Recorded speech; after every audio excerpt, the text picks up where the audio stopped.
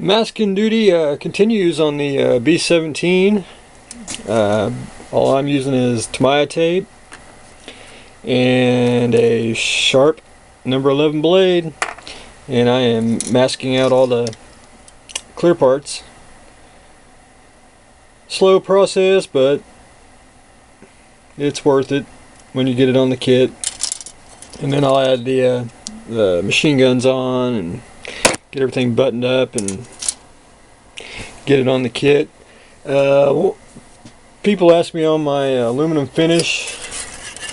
I don't use all clad, I use duplicolor, and specifically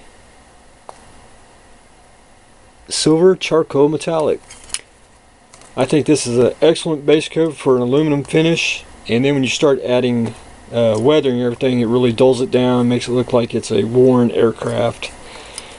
I'm not big on the very clean planes, but that is what I use for aluminum aircraft.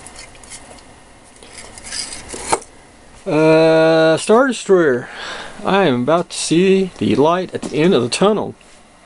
I this morning went in and put in some more strips and filling up the gaps and holes and everywhere, and I shot a very light deal of primer on, which this week I'll have to get a light coat on, basically get a medium coat on, and then one good final coat, and then next weekend I should be able to put the base coat on. But this week will be primer, and then I'll trim all the well, I'll trim probably partial all the fiber optics, and then once I get the base coat on, then I'll clip them all flush to the hull. And trying to finish up the bottom work, getting some strips under there, getting the this here filled up on the gaps, and some styrene in the back. But we are getting really close, and then probably in about a week I'll get the we're gonna put this on a wood base, so probably from like there to there, and we'll use the kit supplied stands, which there's two of these, something like that roughly, and I'll drill a hole and countersink these, and I'll get them screwed into the wood base. But it's getting there. I figure a couple more coats of primer and start looking pretty slick. Now it'll be a lighter gray. This is just dark gray primer.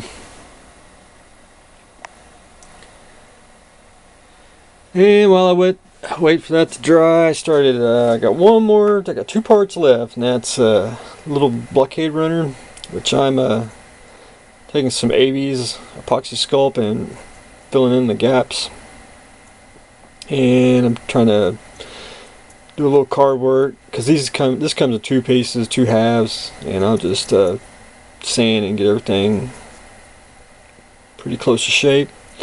And that's the little claw that actually holds it, like so.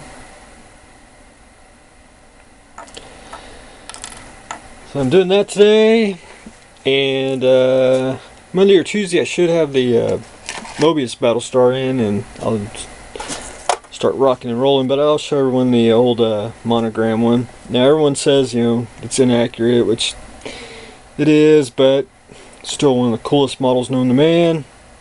And it's actually a very fun model. I love the kit. Of course, I'm a big fan on Battlestars, but